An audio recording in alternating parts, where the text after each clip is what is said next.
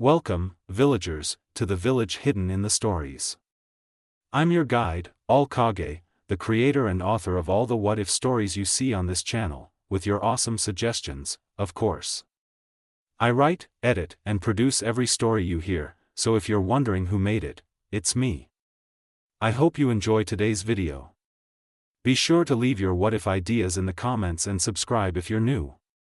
Today's story is, What If Naruto Was in Ben 10 Part 1.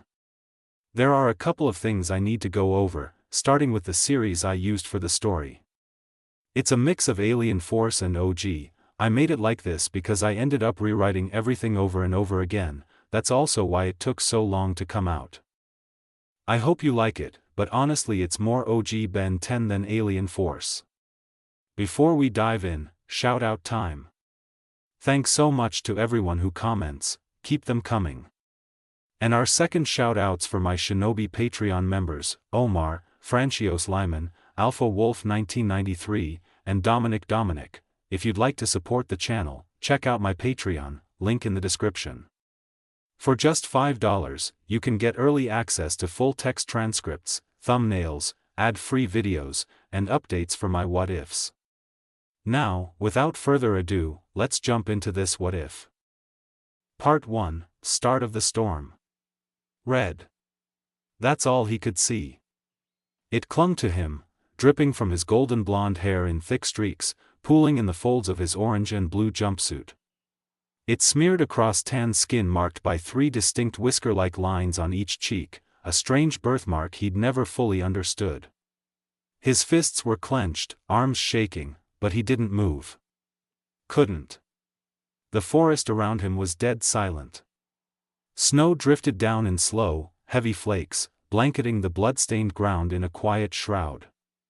The moon was veiled behind gray clouds, casting a dim, silver glow over the clearing.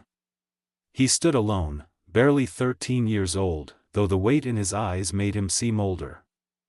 Shorter than most his age, thinner too, but his presence felt heavier than the air around him.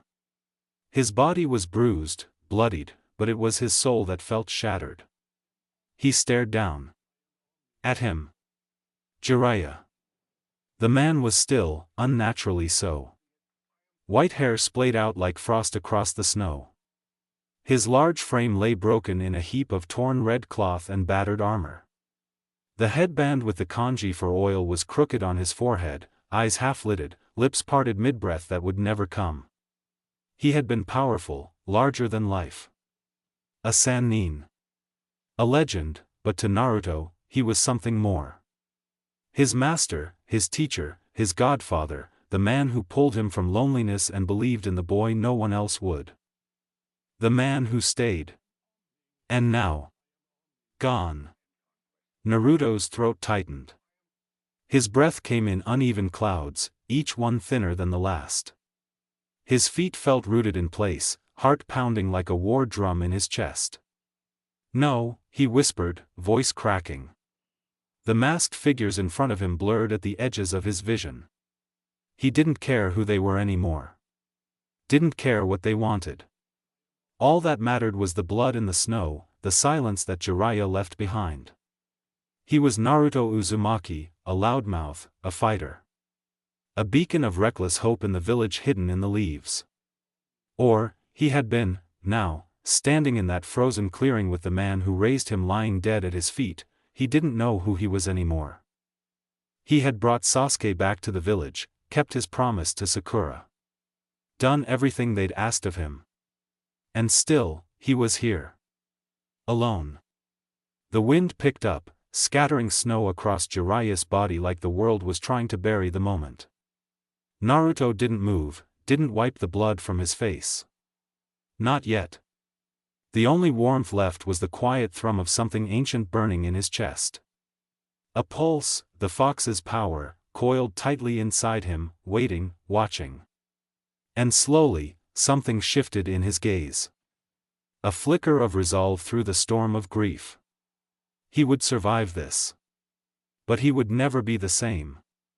Naruto's eyes finally lifted from Jiraiya's lifeless form. The two figures standing across from him hadn't moved. They'd let him grieve, how thoughtful of them. Or maybe they were just savoring the pain they'd caused. Either way, their presence filled the snow-covered clearing with something poisonous. His jaw tightened.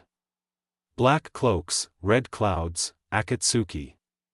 The very ones Jiraiya had warned him about. The same symbols worn by Itachi Uchiha during their first terrifying encounter. But this wasn't Itachi. These weren't legends, these were murderers. And Naruto wanted them dead. His gaze fell on the one who spoke, a man with long blonde hair tied in a ponytail, a twisted grin stretching across his face. His hands were wrapped in loose cloth. Though even now, faint shapes of mouths pulsed beneath them. The boy had once called him weird, dismissively so. But that was before, that was when he still had someone watching his back. "Are you done now, kid?" the man asked, voice cocky and venomous. Naruto said nothing, he didn't flinch, he didn't blink. "Seriously, you're just standing there, it's annoying," the blonde added, rolling his neck with a loud pop as if the tension bored him. Still, Naruto remained silent. The other one shifted, a hulking figure hunched inside a cloak, dark reddish dreadlocks poking out from beneath his hood. His voice, when it came, was mechanical and cold, layered with subtle distortion. "What should we do with him, Sasori? We've already killed the old man, should we take the brat in, or just end it here?" Sasori, half shadowed by his cloak, didn't speak at first. The air around him was different, still, but sharp, like needles just beneath the surface. His head tilted slightly, eyes unreadable behind the gloom of his hood. Naruto's muscles coiled, his hands twitched at his sides, barely perceptible, as if his body was already reacting before his mind could stop it. He studied them, weight, spacing, possible openings. His eyes didn't miss a single detail. The grief in his chest hadn't gone anywhere. It throbbed like a second heartbeat. He didn't speak, didn't rise to their bait. Instead, he measured every breath they took. The clearing was still. Snow fell in heavy silence, coating Jiraiya's body like a shroud. The blonde Akatsuki grinned wider. "Heh, can't even speak, maybe the pervy old man wasn't that impressive after all, if that's all it took to break you, pathetic," Sasori added, his voice like grinding steel. "I expected more from the kid Jiraiya trained, guess the toad sage died for nothing." Something snapped. Not anger, not grief, something deeper. Naruto's head tilted down, shadow casting over his eyes. His fists clenched, not with rage, but resolve. He didn't scream, he didn't warn them. He just breathed in. And the world tilted. A pulse of energy rippled from his body, blowing the snow back in a perfect ring. The air thickened, humming with pressure as the chakra around him ignited into a fiery red storm. But this wasn't the usual flare of the fox's influence. This wasn't the bubbling, unstable rage of a Jinchuriki pushed to the edge, this was different, controlled, focused, cold. It wasn't just the nine tails power he had drawn, it was all of it, every last drop. His hands trembled from the weight of it, but his expression didn't change. His eyes glowed gold, pupils slitted, his aura twisted unnaturally, laced with something alien. It felt like the fox, but more, as if his chakra had changed too. As if he wasn't just human anymore. Naruto barely noticed, he didn't care. There was only the fight. With a blur, he vanished. The blonde Akatsuki's grin hadn't even finished fading when Naruto's foot crashed into his chest, launching him back like a missile. Sasori raised a hand to react, too late. A second kick smashed across his jaw, sending him tumbling through the air like a broken puppet. They hadn't even hit the ground before Naruto was already above them, twisting mid-air. Two palms, glowing with red energy, slammed into their backs, forcing them into the snow with twin shockwaves that cracked the frozen ground. Sasori's cloak ripped as he skidded across the clearing. Chunks of dirt and snow exploding in his wake. The blonde hit a tree hard enough to bend it in half. They struggled up. Naruto didn't give them the chance. He landed in front of the blonde first, fist already moving. A single punch to the gut folded the man forward, then Naruto spun, elbowed him in the face, and drove his knee into his chest.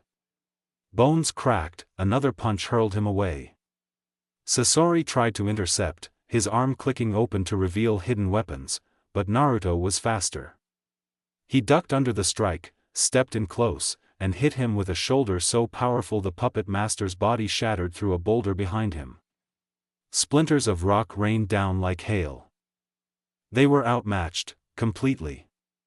This wasn't the reckless boy they had expected, this was something else. Something cold. Something devastating. Naruto didn't gloat, didn't speak. He stood over them, his chakra still burning wild and brilliant, like a storm wearing human skin. His breath came slow, but steady, the glow in his eyes didn't fade. And for the first time in his life, he realized, the fox wasn't fighting him. The power was his. And something about him had changed. Permanently. The snow had stopped falling. Only silence remained now, broken trees, scorched earth, the blood of a master who had given everything for a broken world. Naruto stood in the center of it all. Steam rising off his shoulders, golden eyes dimming as the power around him began to settle. He'd won. But he didn't feel like he had. He looked down at his hands. Still trembling. Not from pain, but from uncertainty. What now, he thought. He had survived, but for what? To keep running, to go back? No. The answer came sharper than expected. He was done with the leaf, that place had never truly been his home, not really. Not when it whispered behind his back, not when it looked away when he bled, not when it needed him but never loved him. He'd stayed because of Jiraiya, because of his promise, because of hope. But now? Now there was no one left waiting for him there. His promise to Sakura was fulfilled, Sasuke was back, Konoha had its heir, and Naruto had nothing left to prove to that village. He stepped forward. Away from the blood, away from the corpses, away from the past. And never looked back. Days passed, then weeks, he traveled alone, through forests, over mountains, across oceans. The winds of the shinobi world whispered behind him, but he ignored them all. One night, without ceremony, he stopped on a cliffside and looked down at the headband in his hand. The symbol of a village that had marked his every step. That had asked for everything and given nothing in return. He ran his thumb over the scratched metal, then tossed it. The headband disappeared into the waves below. Naruto Uzumaki, shinobi of the hidden leaf, died in that moment. And something else was born. Beyond the great nations, past the lands charted on any shinobi map, there were other continents, other peoples. Entire societies that had never heard the words chakra or ninja. Places that saw no Jinchuriki, no 5 Kage, no clan wars. Places untouched by the legacy of shinobi. Naruto drifted there, not running, just searching. Not hiding, but no longer seeking recognition either. It was strange at first, being in a world that didn't know who he was. That didn't care what monsters he'd fought, what power he held, or who he had once been.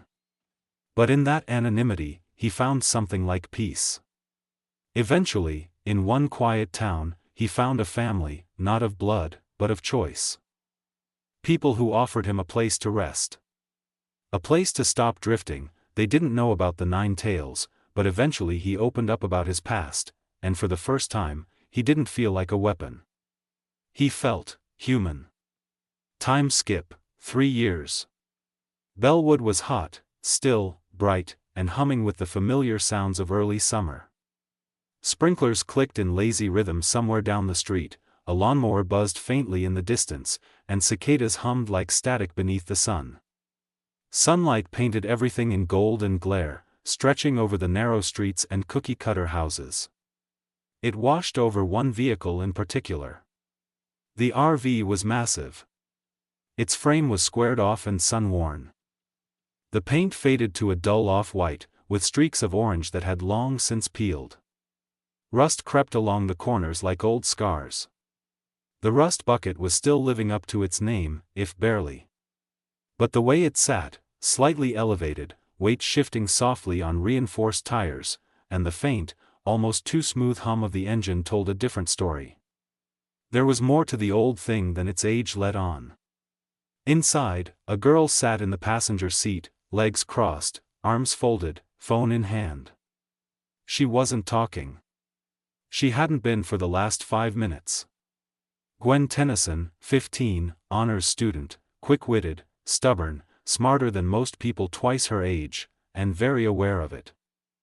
She had her red hair pulled back in a sharp ponytail.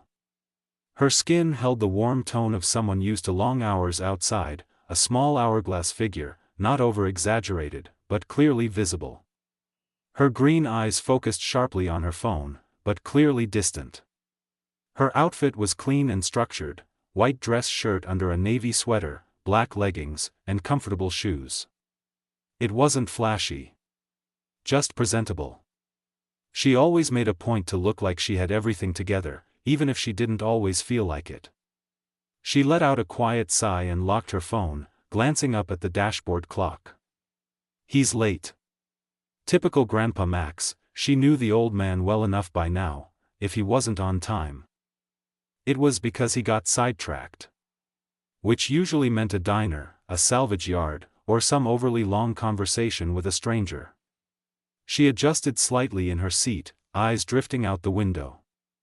They were supposed to pick someone up today, someone she hadn't seen in years. Ben. Her cousin. The last time she saw him, he was just a mouthy little kid with too much energy and not enough filter. And now, well, it had been 3 years, people changed, right? Gwen leaned back, squinting into the bright sky. Please don't let him still be a total dork, she muttered under her breath. She didn't know yet, Ben had changed, but this summer wasn't going to be anything like the one she had expected. The rust bucket's side door creaked open with its usual tired groan, letting in a burst of sunlight and warm summer air. Gwen didn't look up, not at first. The laughter coming in told her enough. She could recognize that voice anywhere. Ben. And then came the second voice, louder, older, steadier. Grandpa Max.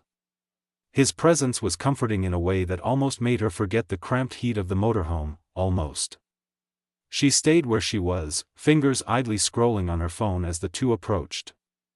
From the corner of her eye, she watched them enter.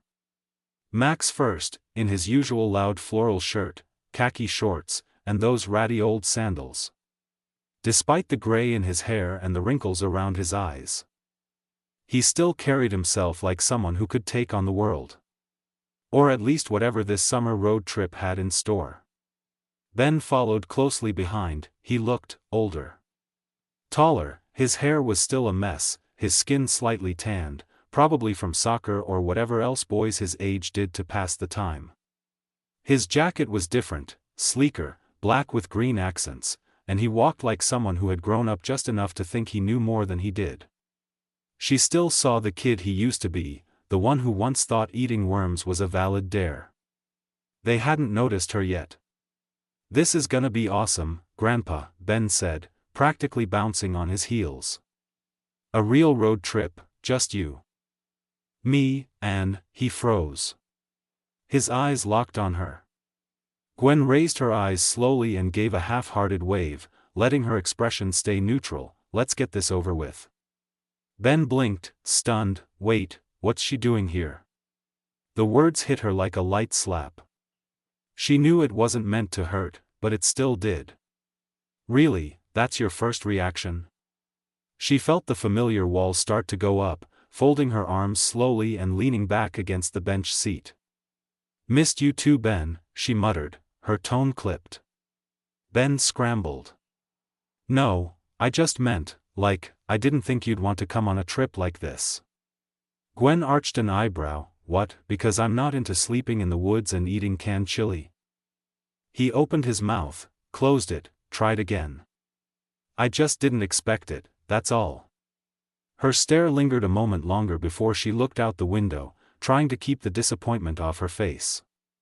Figures, it's been 3 years and I'm still a surprise to him. She spoke without looking at him. Relax, I'm not here to ruin your summer. Ben winced, that's not what but she was already tuning him out. Not completely.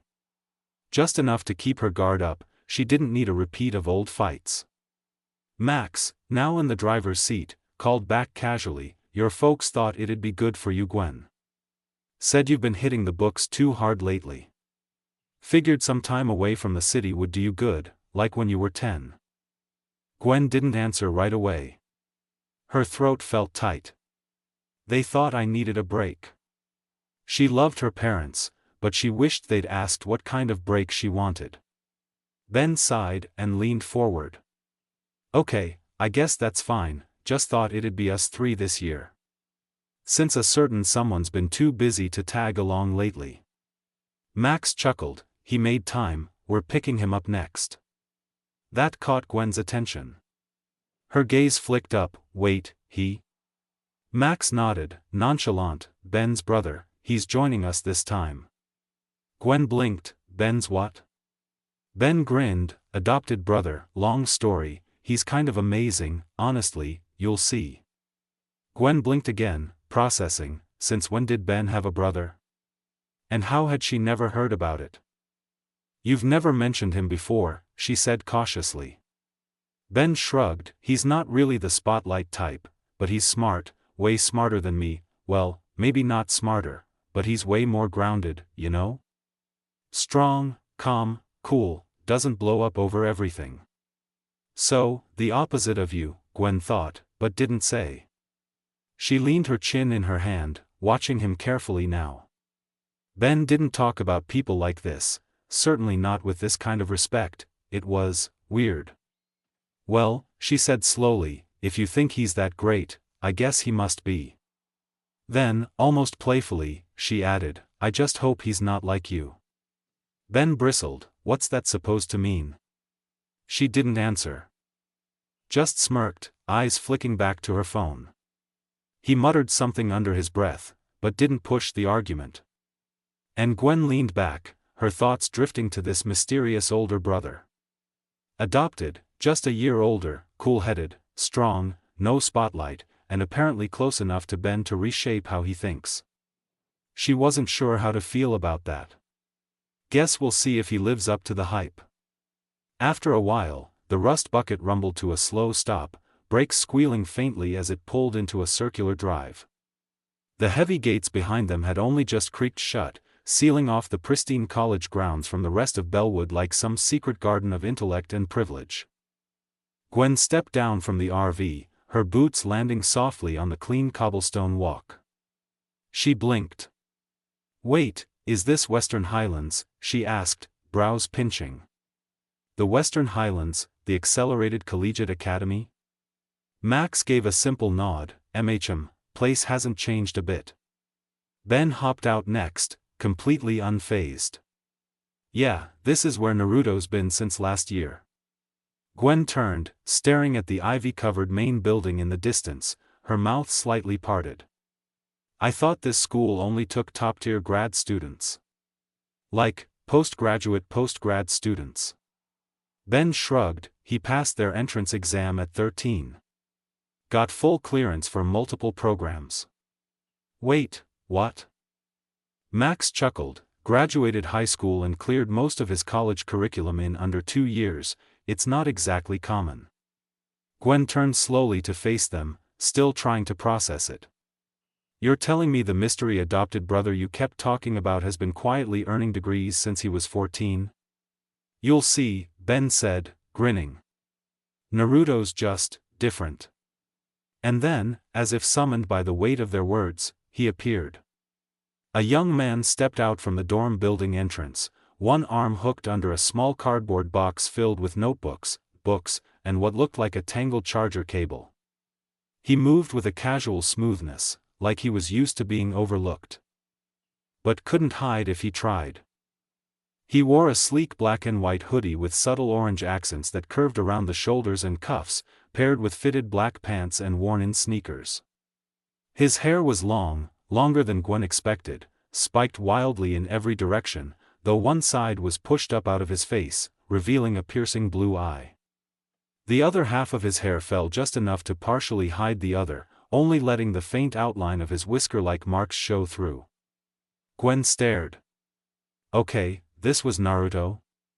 She'd imagined someone awkward, maybe a dropout with weird hobbies and a grudge against responsibility. Someone who didn't quite click with Ben or anyone else, but this.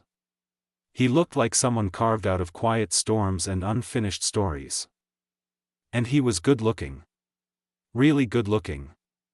Gwen forced herself to blink when Naruto finally reached them. "Yo," he said casually, eyes landing on Ben first. His voice was low and even, with a warm scratch to it. Ben's face lit up. "Took you long enough." "I wasn't gonna sprint down the hall with a box of wires, man," Naruto replied, nudging Ben's shoulder with his own as he set the box down at the back of the motorhome. The two shared a quick fist bump, subtle, but clearly familiar, and Gwen watched as the tension in Ben's shoulders practically vanished in his presence. The energy shifted, like Ben just stood taller around him. That was weird. Naruto turned then, looking at her for the first time. His gaze wasn't sharp, just calmly curious, as if he was trying to figure out if she was who he thought she was. One brow rose slightly. "Gwen?" She hesitated for half a second longer than she meant to. "Yeah," she said quickly, straightening. "Nice to meet you, finally. I've heard a lot. Good things, I hope." There was a faint tug at the corner of his mouth, not quite a smirk. Dry, but polite. She wasn't sure why her heart skipped. Before she could think of a response, he turned and helped Max slide the box into the storage space, chatting a bit with him about where they'd be headed next. Gwen heard her name once, but didn't quite catch the rest. She stood off to the side. Arms crossed, pretending to glance at her phone. Seriously, she thought, he's smart, calm, ridiculously chill, and looks like that? She clicked her phone screen off, her reflection staring faintly back at her. "You're not crushing." "Nope, absolutely not." The moment passed. Naruto climbed into the rust bucket behind Ben, and Gwen followed last, her cheeks just a little warmer than before. She caught one last glance at him as she sat across the aisle. A mystery, sure, but maybe not a bad one. And definitely not like Ben. She rested her elbow on the edge of the RV window, watching the trees blur by as they rolled away from the campus. Naruto rolled up his sleeves, the fabric of his hoodie bunching slightly at his forearms. Then looked around the interior of the rust bucket. The steady rumble of the road beneath them was like a quiet hum in his ears. He leaned against the wall near the entry, letting his gaze drift across the space with a faint, thoughtful smile tugging at his lips. It had been a while since he last rode in the old motorhome. Even if it hadn't been for a full-blown cross-country trip, the memories still lingered: bumpy roads, long nights, greasy roadside dinners. Familiar in a way that made the inside of the RV feel smaller than it probably was. But then again, maybe it was. He frowned a bit, eyeing the limited interior space. "So, where are we all supposed to sleep?" he asked. Pushing off the wall. "We're not exactly kids anymore." Ben snapped his fingers. "Right? I was wondering that, too." Gwen looked up from her book, eyebrows raised, clearly thinking the same. Grandpa Max chuckled from the driver's seat. "I was wondering when one of you would bring that up." With a flick of a switch near the dashboard, a low mechanical hum filled the RV. A soft thud followed as a hidden hatch popped open in the ceiling near the rear of the vehicle. Naruto arched a brow, glancing at Ben, who only shrugged before climbing the small ladder bolted into the wall. A few moments later, his messy head poked back down, his grin wide.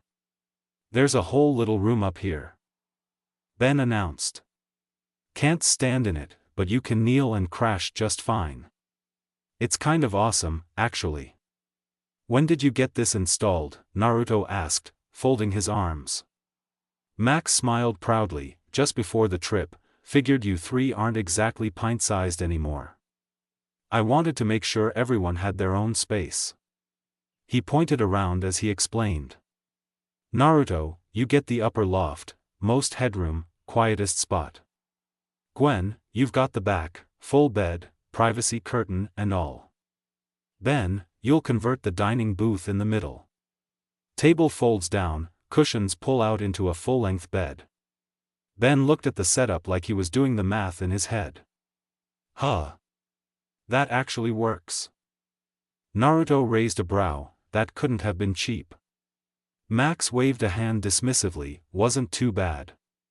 But Naruto heard the slight hitch in his tone, the way his voice shifted, too casual. He didn't call him out on it, though. Just filed the note away quietly, eyes drifting toward the window as houses and trees rolled past under the fading sun. He leaned back again, arms folded, watching the world blur by. This summer might actually be alright, no missions. No masked enemies, just roads, family, and quiet. Not that he had to deal with all that in a while, and hopefully this wouldn't be any different. Still, it felt like something good, like maybe, for once, things wouldn't fall apart. Even if he didn't say it out loud, Naruto hoped it would be enough to silence the things still chasing him, not from outside, but from the past. The family arrived at the campsite just as the sun began to set. They parked in a wide clearing, the kind surrounded by thick woods and low brush. The world here was quieter, just the steady rhythm of cicadas, the occasional creak of the trees, and the flickering crackle of the fire they built at the center of it all. Grandpa Max had chosen this place as the first stop of the summer, wanting to ease them into the road trip with some old-fashioned camping. No motels, no rest stops, just tents, fresh air, and the scent of burning wood. Once everything was set up, fire lit, tents pitched, and gear stored, Max brought out the night surprise.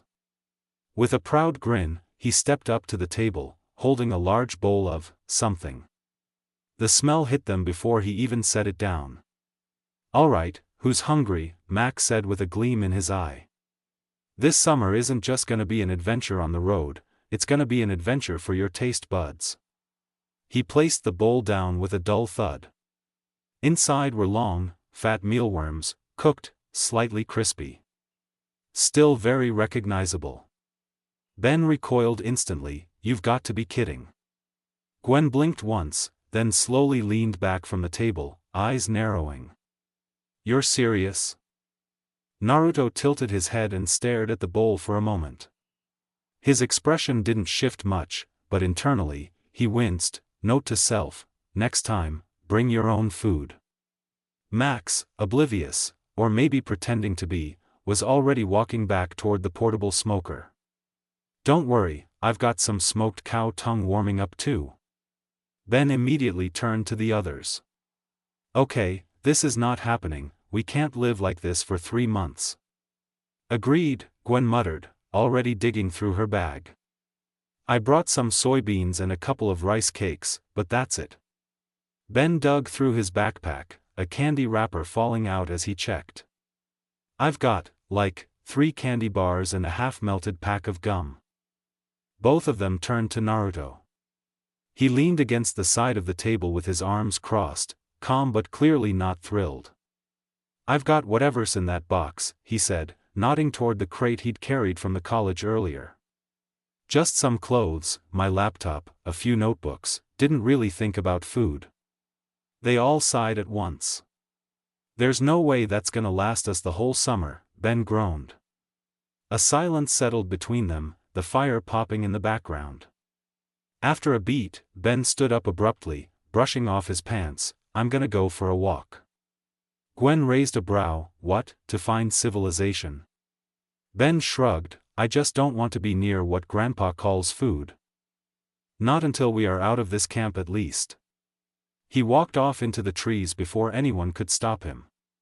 Gwen stared after him for a second, then let out a tired sigh, still as dramatic as ever. Naruto didn't comment right away. His gaze lingered on the forest's edge, blue eyes steady. Ben had always been a little restless, but he wasn't worried, honestly a part of him wanted to get up right now as well. Let him walk, Naruto said finally, voice calm. He'll be fine. Gwen didn't argue, but she gave him a curious glance. Naruto leaned forward, resting his elbows on the table as the fire crackled low between them. The warmth from the flames danced across his face, but his attention had slowly drifted elsewhere, until he felt it. A glance to the side confirmed what he already knew: Gwen was watching him. She didn't flinch when he met her gaze. "You don't talk much, do you?" she said, casually, but there was curiosity under her tone. Naruto chuckled lightly, brushing his hand through his bangs. "I talk when there's something worth saying." She raised an eyebrow, half smirking. "That's one way to dodge a conversation." Naruto smiled and leaned back again, this time letting his blue eyes settle fully on her. "All right then, you started it, ask away." She blinked, a little caught off guard. "Really?" "Really," he said, tone light. "Fair's fair, you've been looking like you've had questions since I stepped into the rust bucket." Gwen hesitated for a second, then asked, "So, what's your story? I mean, Ben said you were his brother, but that doesn't tell me much." Naruto gave a small nod, the shadows of the fire flickering across his features. "We're not related by blood. I met Ben's parents a few years ago, things happened, and I ended up staying with them, gave me something I didn't think I'd find again." Gwen glanced toward the fire, her expression softening. "A family?" "Yeah," Naruto said simply. "Exactly that." The quiet crackle of the flames filled the silence between them for a moment, until Gwen gave a small shrug. "Not what I expected, honestly. When Ben said he had a brother, I thought you were gonna be some dropout or burnout." Naruto laughed at that, shoulders relaxing again. "Guess I blew your expectations, huh?" "A little," she admitted with a grin. "But in a good way. You're hard to read, but not in a bad way." He tilted his head. "And you, what's your deal?" Gwen blinked. "My deal?" Naruto nodded. "Yeah, what's a smart girl like you doing trapped in a summer road trip with her cousin she barely tolerates?" That earned a quiet laugh from her. "One, it's not about toleration with Ben, it's just we aren't always on the same page. And secondly, family pressure is the only reason I'm here. My parents thought it'd be good for me to relive old memories." She made air quotes with her fingers. "Honestly, I think they just wanted the house to themselves for a few months." Naruto smirked. "Let me guess, you didn't get a say." "Not even a vote," she replied. Then her eyes narrowed curiously. "Where are you from, anyway?" Naruto's smile faltered slightly, but he kept it there. "It's a small island, somewhere off the coast of Japan, not even on most maps." It was a partial lie, but a lie nonetheless. There was a quiet pause. Gwen didn't press, but from the corner of her eye, she noticed Grandpa Max glance over from where he sat by the fire pit, stirring a pot. Just for a second, like he was listening, like he knew. Naruto noticed too, and he gave a quick, silent nod toward Max. The older man didn't say anything, he just hummed to himself and kept stirring. Gwen looked between the two, puzzled, but said nothing. Naruto turned back to her. "It wasn't an easy place to grow up, that's all." Gwen held his gaze for a second, her expression softer now, more thoughtful. "Sounds like we're more alike than I thought." Naruto tilted his head. "Yeah, how so?" "We both got shoved into this trip by people who think they know what's best for us," she said. "Only difference is, you seem like you don't mind it." Naruto smiled again, but this time it carried something quieter behind it. "Sometimes it takes losing everything to realize the small stuff, it's not so bad." Gwen looked at him differently after that. The air between them settled, comfortable, real. Then Naruto's eyes drifted toward the woods. The fire popped as the wood cracked inside the pit, and the chirping of crickets filled the silence again. "He's been gone a while," Naruto murmured. Gwen followed his gaze. "Ben?" "Yeah. You think he's okay?" Naruto nodded once, eyes still on the dark tree line. He's tough, impulsive, sure, but he's got a good heart. Reminds me of me, before America. Gwen blinked, before? Naruto didn't elaborate.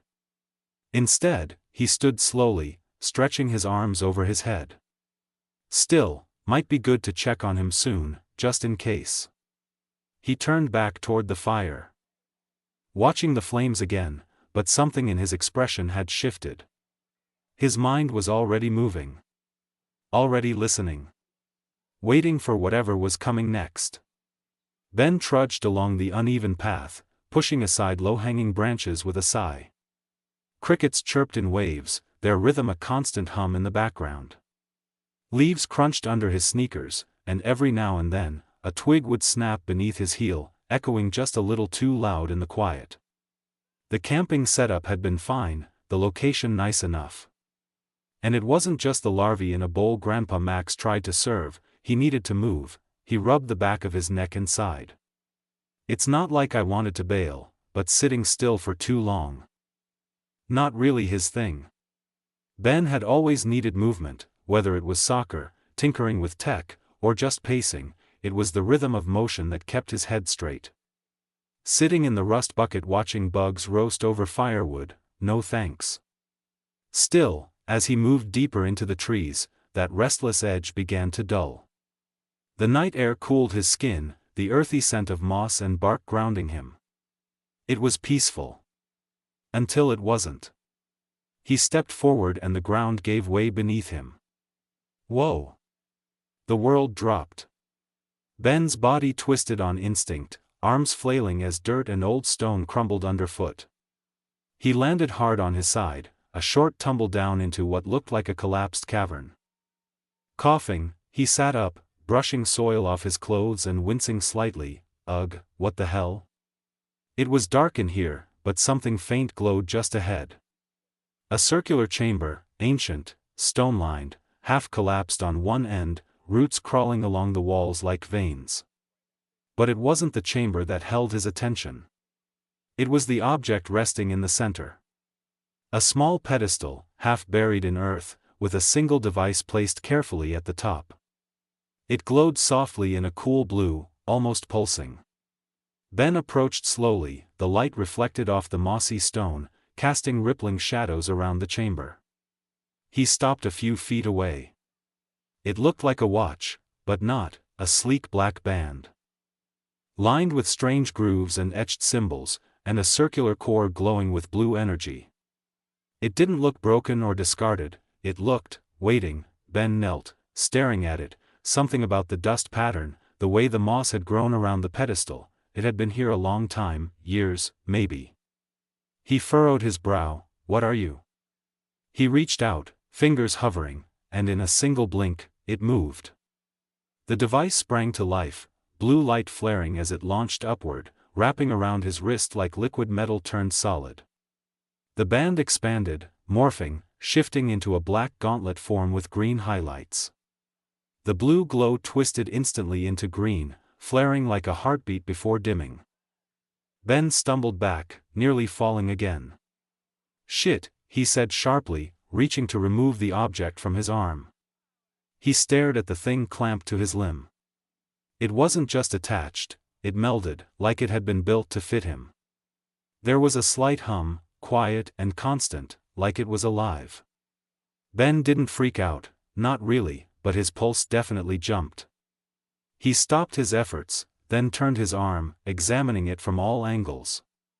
No seams, no clasp, just a tight, alien grip. Okay, that's not coming off. Ben pulled at it with his other hand again. Nothing, the thing might as well have been welded to his skin. Then, without warning, the top disc raised with a soft click, revealing a glowing green symbol on its face. Ben blinked. Huh? He pushed it back down experimentally. Click, it sunk flush again. And suddenly, Ben was covered in a green flash. The stars outside stretched into jagged white streaks, warped by the slow churn of the warship's sublight engines. The deck was quiet, save for the distant hum of reactors and the click-clack of clawed fingers over a console. An alien technician stood before a wide holographic table, light flickering across the scars on his face. He leaned closer, eyes narrowing at the data stream scrolling past. Then he froze. "Sir," he called out, voice tight. "We've just detected renewed energy activity, near the coordinates of the 2 drones we lost." The rest of the chamber stayed still, save for one sound, a low, metallic exhale. From the raised platform above, a figure sat cloaked in darkness, hulking, unmoving. Vilgax. He did not look at the speaker, not yet, his red eyes glowed faintly beneath the shadows of his crown-like headplate. "Energy activity, from where?" he asked, voice a thunderous growl. The technician swallowed. "Earth, the backwater planet, same area the device vanished, 5 solar cycles ago." A beat. Vilgax rose, slowly, his armored body groaning with weight and purpose. Plates shifted as he descended the steps one at a time, each movement deliberate. "Could it be, the Omnitrix," he said, more to himself than the room. "Lost all this time, buried like a forgotten relic." He approached the console, a 3D map of Earth hovered above it, blinking softly with 2 pulsing red dots deep in the western hemisphere. "Display the signal," he ordered. The technician tapped, and one feed zoomed into a pulse, steady, glowing green now. Vilgax's gaze sharpened. "So, it's awakened." His voice dropped lower. "We've been chasing ghosts across 1,000 systems, and all this time, it waited on a mud-covered rock." He turned, pacing. "Are the drones still functional?" The technician nodded, bringing up another screen. "Yes, they entered fail-safe hibernation. One already began moving, the other is rebooting as we speak." Vilgax's mouth curled. "Good, we are too far to intervene now, but they will remind Earth what it means to draw my interest." He returned to the projection, watching it like a general watching a chessboard. "I want a course set, begin planetary trajectory corrections. Earth will be within striking range soon enough." But the technician hesitated. "Sir, there's more." Vilgax turned his head slightly, his glare saying everything. The technician flinched, then continued. "There's another reading, one we picked up during the initial planetary scan years ago, but back then it was dormant, buried beneath the planet's mana fields. Now, it's active." He expanded the display. A red-orange signature bloomed over the western continent, unstable, pulsing. "What is that?" Vilgax asked. We believe it's chakra."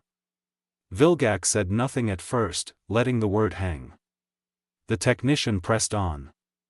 "Most life on Earth contains a fusion of mana and chakra, mild, almost unnoticeable. But this is different, it's pure, no mana interference, raw chakra." Vilgax's eyes gleamed with interest. "Explain." "There's an entire region on the planet with chakra-dominant inhabitants, a nation hidden behind natural barriers, almost untraceable unless you know what to look for. We believe they may have been influenced, or seeded, by Akatsuki long ago." Vilgax growled, "Those parasites." "But that's not what concerns us most," the technician said. Voice now low. "One presence, just one, no mana at all, only chakra, powerful, mobile, near the device." He gestured toward the flickering dot. "It's on the move, but it's not in the chakra-dominant nation. Its energy is different, unstable, mutated, almost, like something went wrong." Vilgax's jaw clenched. "An Akatsuki hybrid, on Earth?"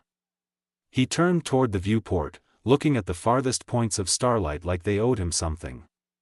"That planet is crawling with potential, the Omnitrix, and a broken godling born of chakra." He grinned, the sound wet and brutal. "Perfect." Then he spoke without looking. "Begin our trajectory to Earth, slowly, let the drones do their work." The technician bowed, understood. Vilgax stared ahead as his voice fell into a cold whisper. "By the time I arrive, we will know what we are dealing with, and the Omnitrix will be retrieved." The world will burn, and the warrior of chakra will be put down, if they choose to get in the way, or perhaps they will join me. The fire crackled in the center of the camp, its flickering light casting soft shadows across Naruto's face as he leaned back, hands behind his head, eyes up at the trees above. Nearby, Gwen poked idly at the dirt with a stick, glancing his way between motions. So, she began, the silence too long for her liking. You know Ben doesn't really talk about you. Right? Naruto turned his head slightly, a calm grin playing on his lips. Not surprised, Naruto said. Ben doesn't usually explain things unless he thinks he has to. She gave a faint scoff in agreement, true. He let his eyes drift up to the stars again.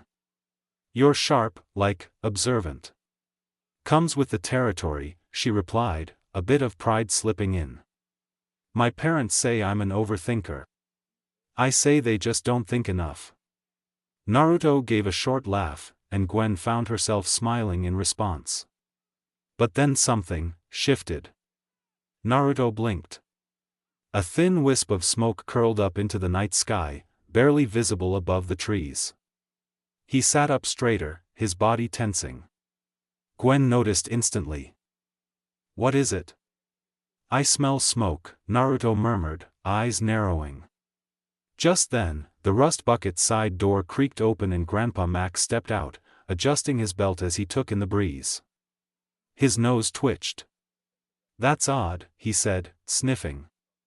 Looks like a fire, his gaze turned toward the woods, brows furrowed. Probably some no-good camper doing something they've got no business, Ben, Naruto said sharply, standing up so fast the table wobbled. His tone had dropped, serious, alert. That single name shifted the entire mood. Max's face tightened, already moving toward the side of the van. He opened a rear panel and pulled out 2 red fire extinguishers. Take one, he said. Tossing it to Naruto without hesitation. Be careful. Naruto caught it easily, then turned to Gwen, voice steady. Stay here, I'll go find him. She didn't protest, just nodded, clearly unsettled. Naruto was already moving. The forest was darker now, thick trees blotting out the moonlight. Shadows twisted between branches, the crackle of flames growing louder with every step. Naruto's sandals crunched against twigs and dead leaves. The extinguisher felt heavy in one hand, his other trailing the tree trunks as he navigated the smoke. It was spreading fast, too fast for an unattended campfire. Then, through the haze, a sudden flash of movement. A figure. Naruto stopped dead in his tracks. Eyes locking onto the thing across the clearing. It stood as tall as him, maybe taller. Broad shoulders, black charred skin, body glowing faintly like heated coal. The creature's hands pulsed with orange embers, its flaming head flickering like a torch. In the center of its chest sat a glowing, green hourglass-shaped symbol. What the hell? Naruto's instincts flared. He took a careful step forward, lowering the extinguisher. The heat radiating from the figure was intense, pushing against his skin, warm and unnatural. The creature turned toward him, startled. Wide glowing yellow eyes blinked behind the flame. For a brief second, they just stared at each other. Naruto didn't move. But his thoughts spun rapidly. That's not a costume, that's not a jutsu, that thing is real. And it's not just some summon or mutation either. The flame-headed figure stumbled backward, trying to raise its arms like it didn't want to fight. Naruto's eyes flicked to the fire spreading in the underbrush. His jaw clenched. The flames around it danced almost in rhythm with the thing.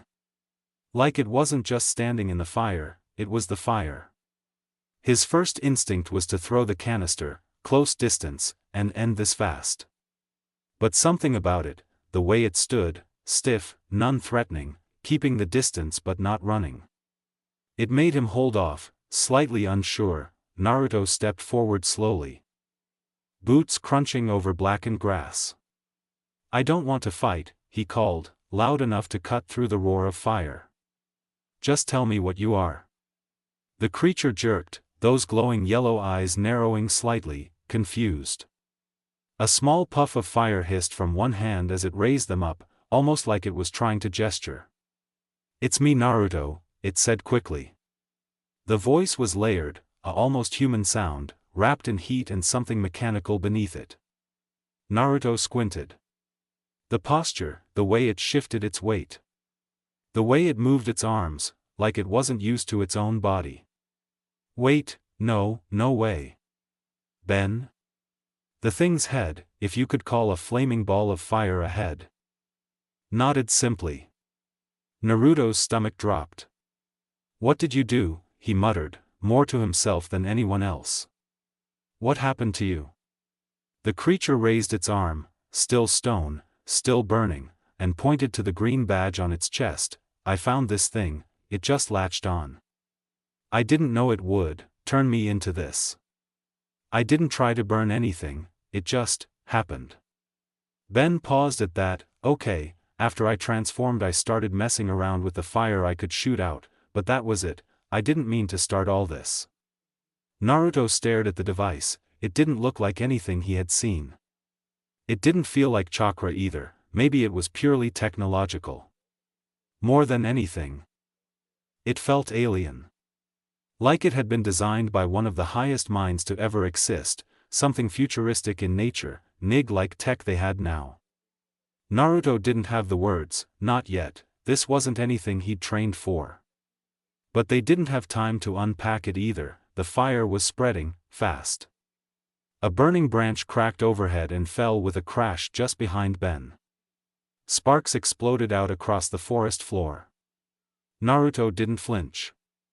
"All right," he said, switching gears. "We deal with this first." Ben looked around, firelight reflecting off the molten glow of his arms. "I can't stop it, every time I move, or try and stomp it out, I make it worse."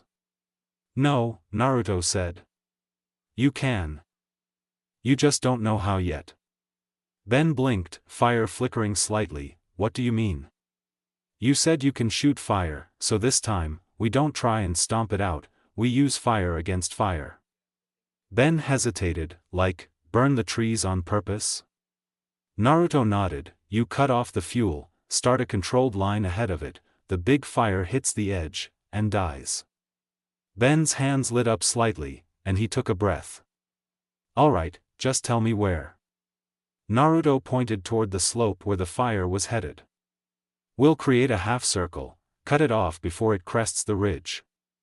Small bursts, not too high, you focus on burning the line, I'll make sure nothing jumps past." Ben nodded again. They worked quickly, Naruto clearing dry brush with kicks and bursts from the extinguisher while Ben focused on extending heavy, narrow streams of fire from his arms, along the curve Naruto had traced. The flames hissed and devoured everything in their path, but this time with direction, with control. The forest behind them groaned, embers rising into the dark, but gradually. The roar began to fade. The blaze sputtered. And then, it was over. Smoke hung like a ghost over the blackened ground. The trees still standing looked skeletal, scarred. The air was heavy with the smell of char and wet ash. Ben stood in the middle of it all, his molten chest rising and falling, steam hissing off his shoulders. Naruto dropped the empty extinguisher and exhaled, finally still. They had done it. The fire was out. And now came the hard part. Naruto turned, watching Ben as he studied his own glowing arms with a mix of worry and awe. How do I explain this to Max, to Gwen? They had no knowledge of chakra, and Naruto could barely explain this form to himself. And Ben, he looked again, he's not sure if Ben can even change back. Naruto took a few slow steps, standing beside him. "We'll figure this out," he said, voice quieter now. "But first, we've got to get you back to camp." Ben didn't answer, just smirked, while shooting fire that bridged from one hand to the next. Naruto smiled softly. Whatever this thing is, at least Ben seemed to be enjoying the transformation. meant he was calm, and wouldn't freak out into any more forest fires. By the time they got back, the fire was long gone, leaving behind only scorched earth and the distant scent of smoke still curling through the breeze. Naruto stepped out of the woods first, raising both hands and calling out, "It's fine, it's Ben." Grandpa Max had already grabbed the shovel he kept by the camper door, while Gwen clutched her flashlight like she was ready to swing it like a bat. Their eyes locked on the glowing figure trailing behind Naruto, Ben still very much a figure of fire, his flames now dimmer, like a torch running low. Gwen blinked. "That's Ben?" "Long story," Naruto said quickly, stepping between them just in case. "He's not dangerous, as long as he doesn't start any more fires." That made Ben chuckle sheepishly, but Max lowered the shovel a little but didn't take his eyes off Ben. Naruto gave a short nod, breathing slow and steady. "It's him. I don't know what that thing on his chest is, but it's what did this." He said it just, latched on. 1 second he was normal, the next, boom, fire demon. Gwen still looked tense, flashlight raised halfway. Ben raised both hands, arms of lava and light. "I'm not gonna burn anyone, alright, I didn't even mean to light anything, it just happened." Max looked like he wanted to say more, but Naruto caught his eye, subtly shaking his head, "Not now, let them settle." Eventually, everyone sat, on the edge of the camper steps. On nearby logs, wherever there was room. No one really knew what to say yet. The silence was thick, humming with things unsaid and questions no one knew how to ask. Gwen broke it first. "So, are you gonna stay like that, a fire monster?" Ben opened his mouth, but Grandpa Max beat him to it, voice gruff and sudden, "He's not a monster, he's an alien." They all turned to him.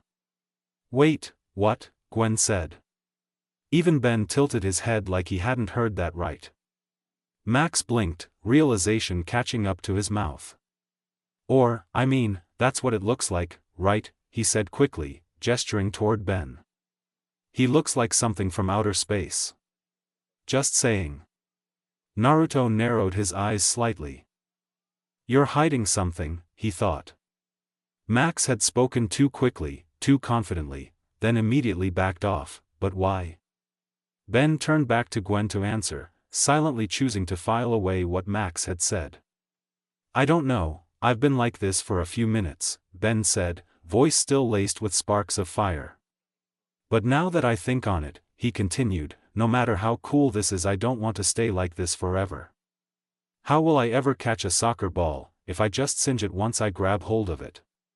Before anyone could follow the thread, a red flash surrounded Ben's body.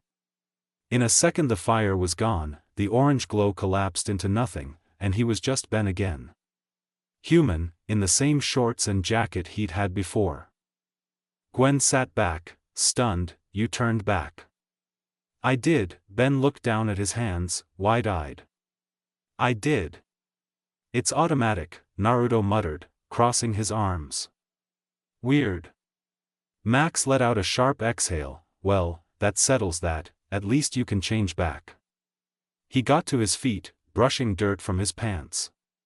"But let's not go messing with that thing for now, not until we know what it is or where it came from."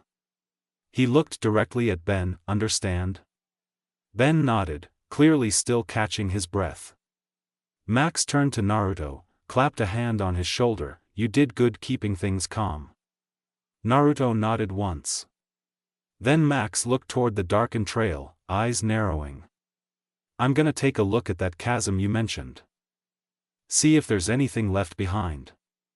With that, he disappeared into the trees, shovel in hand. For a moment, the camp went quiet again. Then Ben sighed loudly and slumped down on the step, raising his arm and staring at the strange watch-like device still clamped to his wrist. Its dial was now red. Naruto watched him, eyebrows furrowed. It hadn't come off yet, not even a little. Ben turned the dial slightly with his other hand, just testing how it moved. Gwen crossed her arms. "He literally just told you not to mess with it." Ben didn't look at her. "I'm not using it, I'm just trying to figure out how it turned me into that fire guy in the first place." Gwen shot Naruto a look. Can you tell him to listen? Naruto raised an eyebrow and walked over slowly, arms crossed. She's got a point. Ben gave him a look, half pleading, come on. Naruto stopped next to him, frowning thoughtfully. We don't know what this thing's doing to you, Ben, changing your biology, altering your bioelectricity. You could be getting infected for all we know, disease, mutation. That kind of transformation might require a massive energy source, radioactive, even. You ever think about that? Ben raised his brows. Wow, way to kill the vibe. I'm serious, Naruto said. That's not normal tech, it's something else entirely. No one builds a device like that without some kind of cost. He paused, then smirked slightly. But yeah, you looked cool, flaming meteor kid. Ben brightened a little, thanks. But you still shouldn't mess with it. Ben tilted his wrist. If this was built by someone smart, and I mean crazy smart, they probably thought of all that. Right, built-in safety measures, fail-safes. It turned me back on its own. That's gotta mean something. Naruto's expression shifted. He looked back down at the device, and this time, he considered it. He might have a point. If it was that dangerous, why let him transform at all, and if the creator knew what they were doing? Still, it was risky. Gwen sat down next to them, watching the two with a look of half-exasperated awe. You two are the worst mix, impulsive and trusting. Ben snorted. Seriously though, he said, turning back to his wrist, I'm not gonna change again, I just wanted to see something. Ben paused for a second, before his tone suddenly went serious. I want to know if whatever this thing is, could help people. I stopped that fire, maybe I could do more, make sure people are okay. Naruto looked at Ben subtly. His brother had always felt that way. For as long as he has known Ben, this was how he felt, although he never showed it. And when the blonde looked to Gwen, it seemed like she knew it too. She formed a frown, but did not speaking up about him messing with the watch anymore. The watch suddenly turned back to green, which Naruto noted must have meant it was ready again. Maybe it had some recharge time after transformation, indicated whenever it went red. Once Ben saw that, he twisted the dial, turning it a few times, before he pressed a button on the gauntlet-like watch. It clicked. A small green glow pulsed at its center, followed by a quick flash, and the circular face lifted slightly, like a camera lens focusing. Silhouettes projected into the light, one after another, flickering as Ben turned the dial again. Naruto stepped closer, eyes narrowing. Those aren't all the same, he said. That's not just the fire form. Ben grinned as another alien form shimmered in the projection, slimmer, with 4 arms and bulky build. Then another, skinny and tall, head shaped like a cone with a wired lizard-like tail. Ben's grin widened. You think I can turn into all of these? Naruto's arms slowly uncrossed. Most likely. Ben whistled low. I think I like this thing. Naruto was just about to speak, to say something sharp but maybe meaningful, when the ground beneath his feet trembled. A low rumble rolled across the campsite like distant thunder, but it was too close, too deep.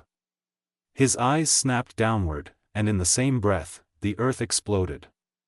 Move, he yelled. Chunks of stone and flaming debris launched into the air as the ground erupted in a violent shockwave, knocking him clean off his feet. The campsite was obliterated in an instant, tents shredded, fire pits scattered, logs and food flying in every direction. It was like a bomb had gone off beneath them. The only thing still standing, somehow, was the rust bucket, parked like a stubborn relic behind the destruction. Naruto grunted as he landed hard, but before he could even register the pain in his back, he looked up, and his blood ran cold. Rocks, dozens of them, falling, and most of them, Gwen. She was down, still dazed, frozen in place. Instinct took over. Naruto darted forward in a blur of movement, crossing the field of chaos in mere seconds. The air filled with dust and the scream of shifting earth. He launched himself over Gwen just as the first stone slammed into the ground beside her. He wrapped his arms around her, shielding her with his body as the debris rained down. Each piece thudded around them like mini explosions, kicking up clouds of dirt. Then silence. Naruto exhaled, heart pounding. He slowly opened his eyes to find Gwen staring up at him, face flushed, eyes wide, chest rising and falling with each shaky breath. "You okay?" he asked softly, still hovering above her, muscles tense in case more came. Her lips parted slightly. "Why yeah, thanks." There was a moment, too long, too still, where neither of them moved. She was blushing, and only then did Naruto realize how close they were. His body was practically pressed to hers. Her hair smelled faintly like citrus and ash. He blinked and shook it off, retreating just enough to give her space. Now's not the time. He turned his head, and froze. Where the crater had erupted now stood something massive. A robot. Orange metal glinted in the moonlight, streaked with red accents that pulsed like veins. The thing was the size of a townhouse, towering over the wreckage like it had crawled out of some buried nightmare. Its arms were jagged, shaped like diamond-tipped claws, with rotating ports along its sides that hissed and clicked. Weapons, no doubt. 3 thick, metallic legs supported its body, crab-like in movement, hissing with steam as it shifted its bulk. Several bulging visors blinked from its head like oversized insect eyes, scanning rapidly. It turned slowly, scanning the area, its head jerking like a predator tracking prey, until it locked onto him and Gwen. It paused for half a second, then turned and began stomping toward Ben. Naruto's breath caught in his throat. Shit. He was on his feet before he even finished the word. "I'm not losing anyone else." He sprinted across the field, faster than human eyes could follow. Ben stood alone, small compared to the mechanical monster marching toward him. He looked like a deer caught in headlights. But Naruto didn't hesitate. He skidded to a stop just in front of him, throwing both arms out and planting his feet. Chakra surged into his muscles on instinct. He braced for the impact, ready to take the full force if it meant keeping Ben safe. "I've fought monsters, I've fought gods, you're just a big tin can." The robot's arm raised, glowing red at the joints, preparing to strike. Naruto gritted his teeth. "Come on." But then, flash. A sudden burst of green light exploded behind him, casting shadows across the robot's bulk. Naruto squinted, startled. The attack came, but the impact never hit him. No force, no blow, no pain. What? He opened one eye, then the other, and stared. Right in front of him was a new figure, massive, crystalline, solid. The being towered even above Naruto, with broad, angular shoulders and arms like chiseled diamond columns. Its skin was reflective, like molten glass cooled into a weapon. Sharp ridges lined its back, and yellow eyes gleamed from under a jagged, stone-like brow. It was holding back the robot's strike with one arm, unmoving. Naruto blinked, the energy radiating off the form. It was like living armor. The figure tilted its head slightly and looked down. And Naruto heard Ben's voice echo from its mouth, "I can't hold this thing back forever." Naruto's breath hitched. "Ben?" He backed away on instinct, glancing down at the glowing green device still strapped to Ben's wrist, even though now he stood in the shape of a diamond golem. Naruto shook his head slightly, processing fast. He didn't have time to marvel at the transformation. Didn't have time to ask questions. Ben had the enemy pinned, but he wasn't going to last long. Naruto turned, the fire of battle lighting in his chest again. "Whatever this thing is, we end it, fast." And with that, he moved, ready to fight. Naruto's eyes stayed locked on the diamond figure holding back the robot's massive claw. That form, he's strong, the watch did this. He could feel the power radiating off Ben like heat off a forge. That armor wasn't for show, this wasn't some light trick, Ben had real muscle behind it. Naruto's jaw tightened slightly as he watched the boy push back against a machine that could probably wipe a small village off the map. So, this is what it gave him, this is what the universe handed him out of nowhere. The device he found had made Ben capable of incredible feats, but right now? They were barely holding the line.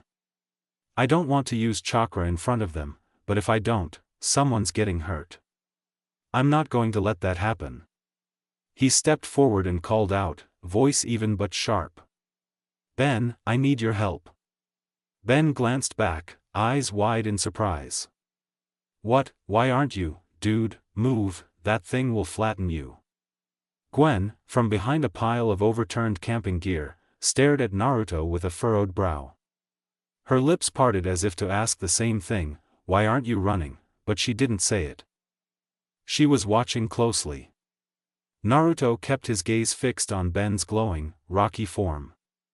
I'm not moving, he said calmly. Because if you fall, what happens next? Gwen gets hurt, Grandpa Max. No, Ben looked like he didn't understand. His arm flexed under the strain of the robot's strength, claws biting deeper into his crystal form. You don't have powers, Ben shot back. I can help, I think I can stop this thing, but if you hear, you'll. Naruto narrowed his eyes, frustration mounting, but not at Ben. At the weight this kid was carrying, he thinks he's the only line of defense now. He sidestepped just as the robot's other arm came down, boom, sending dust and gravel exploding outward. Naruto shielded his eyes but didn't flinch. You're right, I don't have a watch.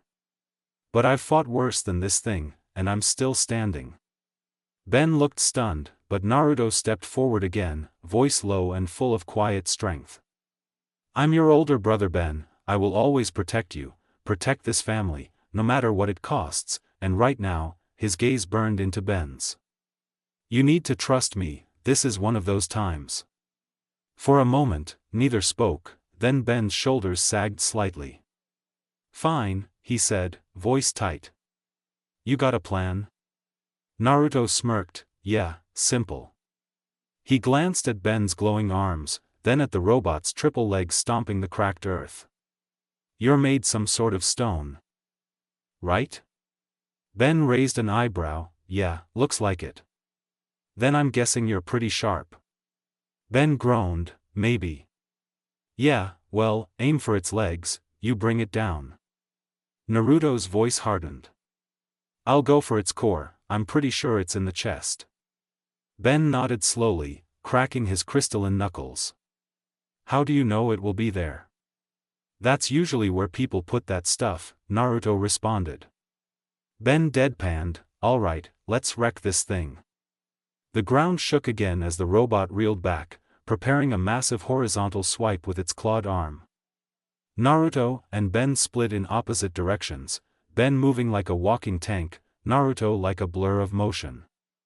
Dust swirled in the air as the robot spun toward Ben, targeting the more obvious threat. Ben charged, leaping high into the air, his diamond limbs reflecting moonlight like a meteor. He crashed into one of the robot's legs with a shattering boom, cracking through the joint plating and knocking it off balance. Naruto darted low, weaving between falling debris and mechanical limbs. The robot staggered but spun, swiping at Ben with a turret that fired a concussive pulse. It blasted Ben midair, sending him tumbling through the dirt but barely scratched. Naruto leapt, pushing off a falling boulder, flipping through the smoke, and landing on the robot's back with barely a whisper of sound. It's distracted, good. He sprinted up its spine, using exposed ridges like stepping stones. Sparks flew around him as its secondary cannons fired randomly, trying to shake him off. But Naruto had already launched himself again, straight toward the pulsing red core embedded in its chest. With one hand, he summoned chakra to his palm, forming a spinning orb of energy, Rasengan, condensed and blue and furious. The moment he landed on the chest plate, the robot registered him as a new threat. It jerked back, arm rising, claws spinning with a mechanical whine. Too late. Naruto slammed the Rasengan into the glowing core, the energy twisting violently on contact. Sparks erupted in every direction.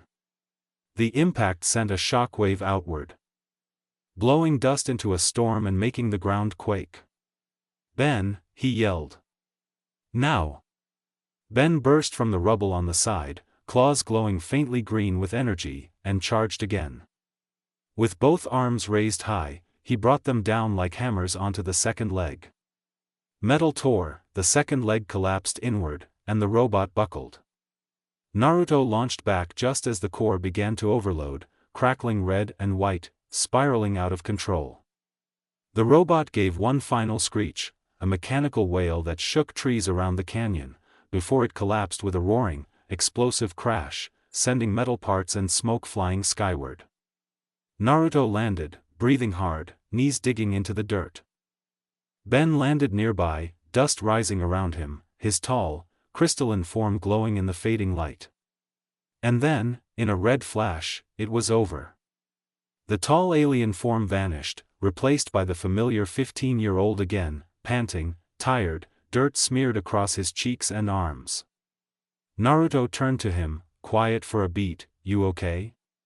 Ben looked up, wide-eyed. "I think I just helped blow up a robot the size of a house." Naruto cracked a smile. "That's a yes, then." The wind rustled the leaves as silence settled over the destroyed campsite. Naruto slowly straightened, shoulders tense. Now comes the hard part. Explaining all of this to his family. Gwen rushed forward, skidding a little on the uneven dirt as the dust settled. Her eyes darted between the battered terrain and the two boys, or more accurately, her cousin and the boy who'd just saved both their lives.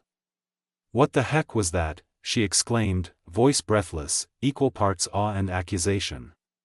"You both, what did you even do?" Ben, still catching his breath, looked over at Naruto with wide eyes.